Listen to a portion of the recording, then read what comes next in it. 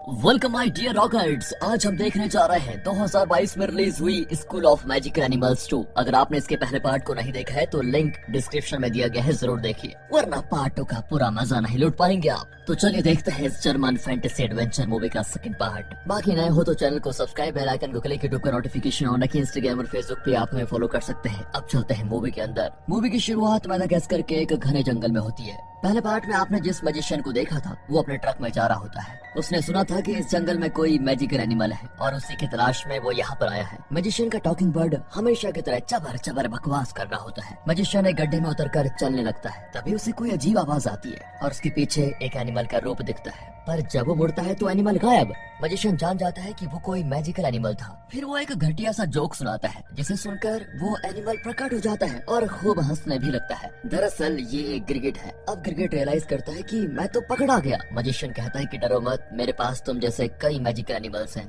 गिरगिट खुश होकर कहता है कि यार मैं इस जंगल में अकेला पड़ गया था, मेरे कोई दोस्त नहीं है, इसलिए मैं तुम्हारे साथ चलने को तैयार हूँ, मुझे तो बस फ्रेंड से मतलब है। ये कहकर वो बड़े चाव से मैजिशियन के हाथ पर चढ़ जाता है। मैजिशियन उसको लेकर चल देता है और यहाँ कट करके मूवी का title school of magical animals 2 डालकर होती है मूवी शुरू। अगले सीन में हम इडा के घर को देखते हैं जहाँ उसका मैजिकल पेट यानी फॉक्स खिड़की के बाहर देख रहा होता है। फिर वो इडा के बेड पर आता है जहाँ पर वो सो रही होती है। इतने में दरवाजे पर आवाज को सुनकर फॉक्स टॉय बन जाता है। इडा का बर्थडे है तो उसकी माँ उसे विश करने आई है। वो कैंडल से डेकोरेटेड केक लेकर इडा को उठाती है और उसे गले लगाकर बर्थडे विश करती है। माँ के जाते ही फॉक्स फिर से नॉर्मल हो जाता है और इडा को बर्थडे विश करता है। लेकिन इडा को तो जोई की विश का इंतजार है क्योंकि उसे जोई पर क्रश है। वहाँ जोई भी प्रैक्टिस कर रहा होता है कि वो इडा को बर्थडे कैसे विश करे। इतने में आईने में कुछ लेटर्स नजर आते हैं। उसमें लिखा होता है कि तुम्हें जल्द ही एक मैजिकल एनिमल मिलने जा रहा है। ये देखकर जोई बड़ा खुश होता है। इडा यहाँ फॉक्स को लेकर स्कूल जाती है, लेकिन जब कोई पास आता है तो फॉक्स छुप जाता है। दूसरी ओर अना नाम की लड़की को दिखाते हैं। ये उस गर्ल्स गैंग की मेंबर है जो पहले पार्ट में इडा को बुली करते थे।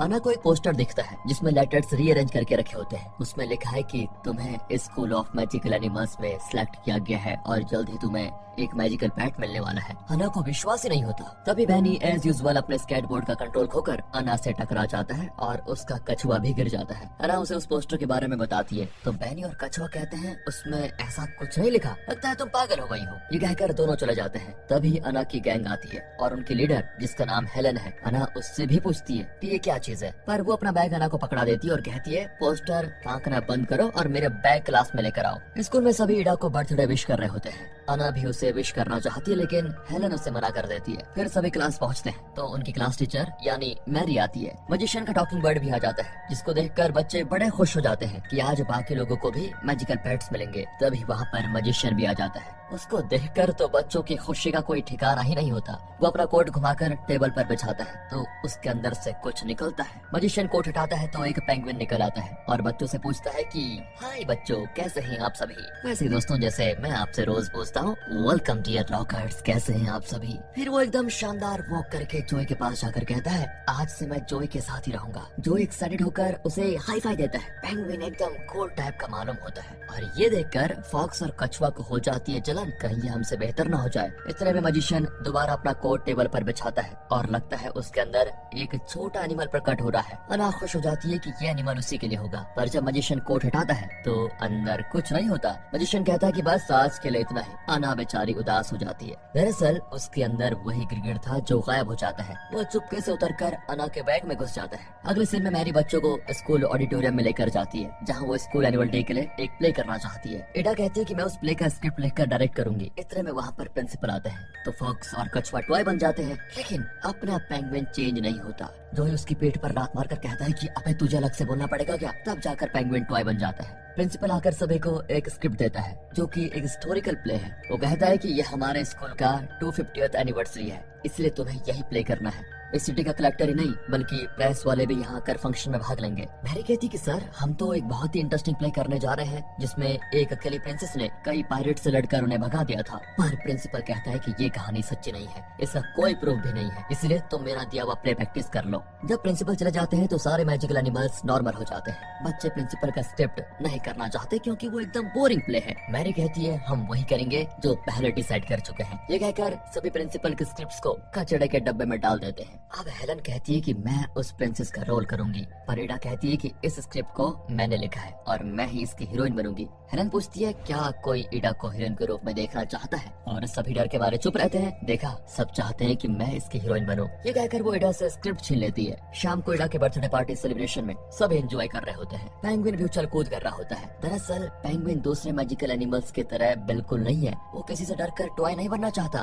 बल्कि हमेशा अपनी ओरिजिनलिटी को दिखाना चाहता है। हेलन देखती है कि जोई और इडा क्लोज हो गए हैं और उसे भी जलन होती है। वो किसी भी तरह दोनों को अलग करना चाहती है। फिर वो अना को बुलाकर अपना बैग उसे देती है और कहती है कि कल मेरा भी होमवर्क करके लाना, समझी? और तुम तो अच्छी सिलाई कर लेती हो ना, तो प्ले के लिए मेरा प्रिंसेस ड्रेस भी तुम ही बना कर लाना, समझी? इस तरह उसको ऑर्डर देकर हेलन चली जाती है। अना को हेलन की नौकरानी बनकर रहना बिल्कुल भी पसंद नहीं होता, लेकिन इन 3 फ्रेंड्स के अलावा उसकी और कोई फ्रेंड्स भी तो नहीं होती, इसलिए उसे हेलन की हर बात माननी पड़ती है। उस रात वो होमवर्क कर रही होती है तो वो उस प्ले का स्क्रिप्ट देखती है जिसकी एक कॉपी इडा ने सबको दे रखी होती है। उसमें इडा ने प्रिंसेस के लिए एक सॉन्ग भी लिखा था। अना को वो बहुत ही पसंद आता है और खुद प्रिंसेस की तरह उसे गाने लगती है। उसकी सुरीली आवाज को सुनकर गिरगिट प्रकट होता है। वो अना को बताता है कि मैं ही तुम्हारा मैजिकल पेट हूँ, मैं जब चाहूँ गायब भी हो सकता हूँ और रंग भी बदल सकता हूँ। अब अना एकदम खुश होकर उस गिरगिट के साथ खेलने लगती है। अगले दिन बैरी स्केट करके स्कूल आता है तो एक गड्ढे से बचने के लिए वो दूसरी ओर जाकर गिर जाता है। अब प्रिंसिपल वॉचमैन से पूछते हैं कि ये गड्ढा किसने किया, इसे जल्दी बंद करो। जी सर कहकर वॉचमैन काम पे लग जाता है। इडा के प्ले की कास्टिंग शुरू हो जाती है। स्टोरी के मेन पायलट का रोल वो जोई को देती है। तभी हेलन कहती है कि जोई को मैं ट्रेन करूंगी, तुम दूसरे कैरेक्टर्स को ट्रेन करो। इडा को गुस्सा आ जाता है। उसी शाम को पेंगुइन को अपने फेवरेट फिश की स्मेल आती है तो वो स्मेल के पीछे पीछे जाता है। वहाँ हेलन फिश पकड़ कर बैठी होती है। वो कहती है कि मैं तुम्हें रोज फिश दूंगी, तुम बस मुझे जोई के साथ क्लोज होने में मदद करो। इतने में जोई वहाँ पर आ जाता है। हेलन कहती है कि आज शाम 5 बजे तुम मेरे घर आ जाना, दोनों मिलकर प्ले प्रैक्टिस करेंगे। जोई सोचने लगता है, पर इतने में पेंगुइन हेलन से कहता है तुम फिक्र क्यों करती हो, इसे तो मैं ले आऊंगा, ये ठीक 5 बजे पहुँच जाएगा। फिर जोई घर के लिए निकलता है तो इडा पूछती है क्या तुम शाम को मेरे घर आओगे, मैं तुम्हें पायलट कैप्टन का कैरेक्टर बहुत अच्छे से समझाऊंगी और तुम्हें ट्रेन भी करूंगी। लेकिन जोई कहता है कि मैं हेलन के घर जा रहा हूँ, वही मुझे सिखाएगी। इडा भी हंसकर कहती है कि अच्छी बात है, लेकिन वो मुड़ती है तो पता चलता है वो इस बात से बहुत ही दुखी है। घर पर वो प्ले के लिए नया गाना कंपोज कर रही होती है। दूसरी ओर हेलन और जोई मजे से प्ले की प्रैक्टिस कर रहे होते हैं। इस पेंगुइन को देखिए, हेलन के दिए हुए फिशेस को बिरयानी की तरह कैसे चबा चबा कर खा रहा है। वहाँ अना और बैनी अपने घरों में प्ले के लिए जरूरी चीजें तैयार कर रहे होते हैं। अगले दिन स्कूल में प्रिंसिपल वॉचमैन पर चिल्ला रहे होते हैं कि कल एक गड्ढा बंद किया तो आज इतने सारे गड्ढे कहाँ से पैदा हो गए। मैं क्या जानूं सर, जरूर रात को कोई गड्ढा खोद कर गया होगा। दोस्तों पार्ट 1 में आपने देखा कि किस तरह जोए अपने पेरेंट्स का ध्यान अपनी ओर आकर्षित करने के लिए स्कूल की चीजें चुरा कर जगह जगह स्माइली बनाकर रखता था। लेकिन इस पार्ट में ये मिस्टीरियस गड्ढे कौन खोद रहा है। प्रिंसिपल भी इस बात से परेशान होते हैं और वॉचमैन को रात में स्कूल के पहरेदारी करने के लिए कहते हैं। जोई और बैनी अपने अपने रोल्स को प्रैक्टिस कर रहे होते हैं। इतने में प्रिंसिपल के आने की खबर आ जाती है तो सभी जल्दी में कचड़े के डब्बे से उनका दिया हुआ स्क्रिप्ट उठाकर हाथ में रख लेते हैं और उसे प्रैक्टिस करने की एक्टिंग करते हैं। इन्हें हिस्टोरिकल प्ले प्रैक्टिस करते हुए देखकर प्रिंसिपल भी खुश हो जाता है। जब वो चले जाते हैं तो वो फिर पायरेट्स वाला प्रैक्टिस करते हैं। दरअसल इडा ने अपनी क्रिएटिविटी से उसमें एक सीन लिखा था जिसमें एक फैल्कन बर्ड पायरेट्स के साथ लड़ता है। लेकिन अब हेलन इस स्क्रिप्ट को चेंज करना चाहती है और कहती है कि क्लाइमेक्स फाइट के बाद पायरेट्स के लीडर और प्रिंसेस के बीच प्यार हो जाता है, मतलब मेरे और जोई के बीच लव वाला सीन होना चाहिए, ये होगा हमारा क्लाइमेक्स। वो कहती है कि इस स्क्रिप्ट को चेंज करके लिखो। इडा इस पर बहुत गुस्सा होकर चली जाती है। फॉक्स उसके पास बैठ जाता है। इन दोनों को देखकर गिरगिट अना से कहता है तुम प्रिंसेस बनो या ना बनो, लेकिन प्लीज मेरे लिए वो गाना गाओ जो उस दिन तुमने गाया था। वो हाथ जोड़कर विनती करता है। लगता है भारतीय गिरगिट है दोस्तों। पहले तो अना मना कर देती है, लेकिन गिरगिट की जिद के आगे उसे गाना ही पड़ता है। तभी गिरगिट अपनी जेब बाहर करके खिड़की खोल देता है। अना की सुरीली आवाज को सुनकर इडा और फॉक्स खिड़की से झांकते हैं। ऐन वक्त पर गिरगिट गायब। जब वे चले जाते हैं तो गिरगिट ताली बजाकर कहता है वाह कितनी मधुर आवाज है तुम्हारी। फिर इडा प्ले के सारे कैरेक्टर्स को बुलाती है और कहती है कि प्रिंसेस कैरेक्टर के लिए मैंने सबका ऑडिशन किया था, लेकिन अना का ऑडिशन नहीं किया। पर आज मुझे पता चला कि अना की सुरीली आवाज प्रिंसेस कैरेक्टर के लिए बहुत सूट करेगी। अब हेलन अना से लड़ने लगती है तो इडा कहती है तुम दोनों को एक चैलेंज दिया जाएगा और जो बेटर परफॉर्म करेगा उससे ही प्रिंसेस का रोल मिलेगा। दोनों चैलेंज एक्सेप्ट कर लेती है और दोनों बहुत अच्छा करती है। वोटिंग की जाती है तो टाई हो जाता है क्योंकि जोई वोट नहीं करता। इडा पूछती है तुम किसे वोट करोगे तो जोई कहता है मेरा वोट हेलन को जाता है। इस तरह प्रिंसेस का रोल मिल जाता है हेलन को। अब इडा को जोई से चिढ़न होने लग जाती है। अना बेचारी परेशान होकर गिरगिट को डांटती है कि मैं तो सिर्फ तुम्हारे लेकर आ रही थी, तुम्हें खिड़की खोलने की क्या जरूरत थी। अब देखो मेरे जो 3 फ्रेंड्स थी वो भी मेरी दुश्मन बन गई है। रात को स्कूल में वॉचमैन पहरा दे रहा होता है। लेकिन बेचारे को नींद आ जाती है और वो खर्राटे लेते हुए सो जाता है। तभी वहाँ पर कोई आता है और जमीन पर लगे टाइल्स को निकाल कर खोदने लगता है। वॉचमैन को फिर अगले दिन डांट पड़ती है कि कल रात तुम कहाँ मर गए थे। वॉचमैन कहता है कि सर आंख लग गई थी, लेकिन आज रात ऐसा नहीं होगा, मैं पक्का उसे रंगे हाथों पकड़ लूंगा। क्लास में हेलन एक पेपर में कुछ लिखकर जोई को पास करती है। पेंगुइन उसका जवाब लिखकर वापस हेलन को पास कर देता है, जिसे देखकर हेलन बहुत खुश हो जाती है। बैनी गड्ढे के पास खड़ा होता है तो एडा वहाँ पर आती है। बैनी कहता है कि आज रात मैं स्कूल आऊंगा और पता लगाऊंगा ये गड्ढे कौन खोद रहा है। एडा कहती है कि मैं भी तुम्हारे साथ आऊंगा। अब अना आती है और कहती है अब मेरा कोई दोस्त नहीं है, क्या मैं भी तुम्हारी फ्रेंड बन सकती हूँ। दोनों तुरंत हाँ कर देते हैं। उस रात बैनी, इडा और अना मैजिकल पेट्स के साथ स्कूल जाते हैं। एक लैडर की मदद से वो स्कूल के अंदर घुस भी जाते हैं। वॉचमैन चाय पीते हुए पहरे पे बैठा होता है।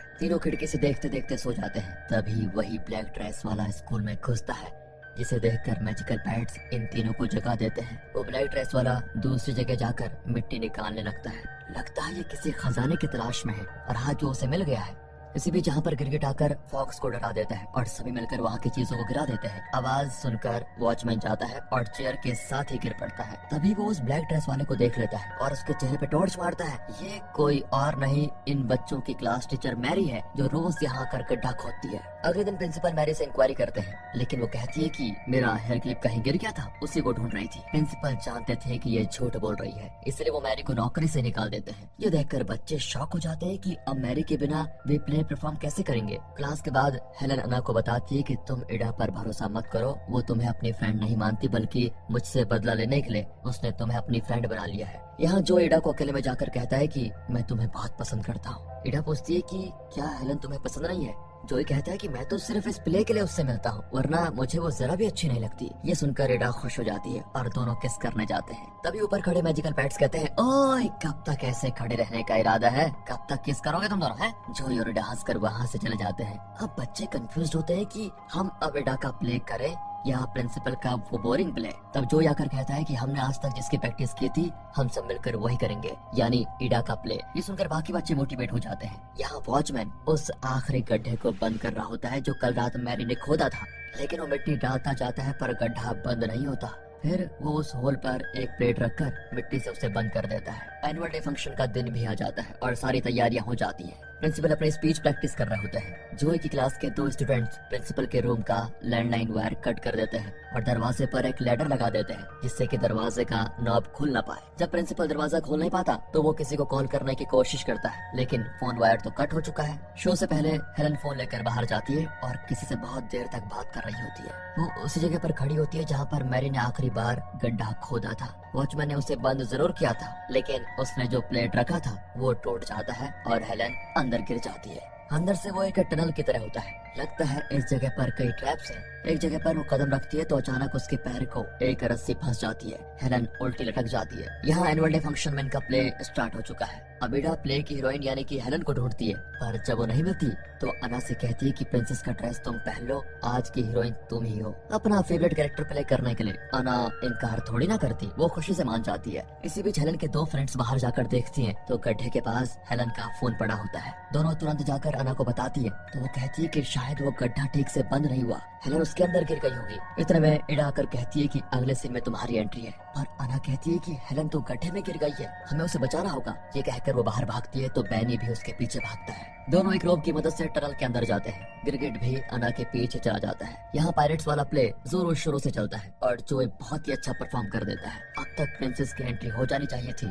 लेकिन प्रिंसेस का ड्रेस तो अना पहनकर चली गई, इसलिए इडा कोई और ड्रेस पहनकर अना की डायलॉग्स बोलने लगती है। ना जोए की कुछ समझ में आता है, ना ही ऑडियंस की। गड्ढे में बैनी और अना मिलकर हेलन को नीचे उतारते हैं तो हेलन अना को डांटती है कि मेरा प्रिंसेस ड्रेस तुमने क्यों पहन के रखा हुआ है। कहते कहते वो एक वायर पर पैर रख देती है और तभी ऊपर से भारी पत्थर उनकी ओर गिरते हैं। एन वक्त पर अना हेलन को धक्का देकर बचा लेती है। वो हेलन को बताती है कि मैं तुम्हारी जगह नहीं लेना चाहती थी, वो तो तुम गायब हो गई थी, इसलिए मुझे ये ड्रेस पहनना पड़ा। लेकिन स्टेज पर जाने से पहले मुझे पता चला कि तुम गड्ढे में गिर गई तो मैं तुरंत यहाँ भागी चली आई। अना का ये सेल्फलेस कैरेक्टर दोस्तों आपको पसंद आया हो तो वीडियो को लाइक जरूर कीजिए। हेलन रोने लगती है कि अपना फेवरेट कैरेक्टर मिलने के बावजूद तुम उसे ठुकरा कर मुझे बचाने आ गई, थैंक्स यार। ये कहकर वो अना को गले लगा लेती है। मैंने देखता है कि वहाँ कई पुरातन चीजें रखी हुई है। ये लोग जो पायरेट्स प्ले कर रहे थे उसके बारे में भी कई बुक्स वहाँ पर होती हैं, यानी कि ये कोई काल्पनिक कहानी नहीं, सच्ची कहानी है। मैंने कुछ पुरातन चीजों को उठा लेता है। अपने कमरे में बंद प्रिंसिपल देखता है कि मैरी और मैजिशियन स्कूल के अंदर जा रहे हैं। वो जान जाता है कि सारी मुसीबत की जड़ यही दोनों है। वो एक कर्टेन की मदद से खिड़की से नीचे आ जाता है। यहाँ बैनी, अना और हेलन टनल से निकलकर बैक स्टेज पहुँच जाते हैं। अना कहती है कि मैं ड्रेस उतार देती हूँ, तुम इसे पहनो और स्टेज पर जाओ। लेकिन हेलन कहती है कि नहीं, ये रोल तुम्हारे लिए ही बना है। मैं तो यूं ही जिद कर रही थी, अब तुम जाओ और अच्छा परफॉर्म करो। अना भी स्टेज पर जाकर अपना गाना गाती है और एक शानदार परफॉर्मेंस देती है। ऑडियंस उसे बहुत चीयर करती है और अना एकदम खुश। अब क्लाइमेक्स फाइट के लिए वे पर्दा डालकर स्टेज को सेट कर रहे होते हैं। इडा ने बड़े चाव से फैल्कन बर्ड वाला ये सीन लिखा था, लेकिन फैल्कन बर्ड का मॉडल गलती से गिरकर टूट जाता है। अब इडा परेशान हो जाती है कि अब ये सीन हम कैसे करेंगे। जोई कहता है कि हम पेंगुइन को यूज करेंगे, उसे तो लोगों के सामने जाने से डर नहीं लगता और ये दूसरा मैजिकल एनिमल की तरह टॉय नहीं बनना चाहता। फिर क्या था, वह पेंगुइन को फैल्कन बर्ड का भेष पहना देते हैं। प्रिंसेस और पायरेट्स के बीच घमासान लड़ाई होती है, जिसमें फैल्कन बर्ड प्रिंसेस की मदद करता है। आखिर ये प्ले शानदार तरीके से खत्म होता है, बिल्कुल वैसे ही जैसे इन लोगों ने एक्सपेक्ट किया था। और इस बच्चों को खूब अप्रिशिएट करती है। इतने में प्रिंसिपल अंदर आ जाते हैं। प्रेस वाले उन्हें घेर लेते हैं और कहते हैं, आपके स्टूडेंट्स का ये ड्रामा सच में बेहतरीन था, लेकिन आपने रियल स्टोरी का प्ले करने के बजाय ये फिक्शनल स्टोरी क्यों चुनी। अब प्रिंसिपल की बोलती बंद हो जाती है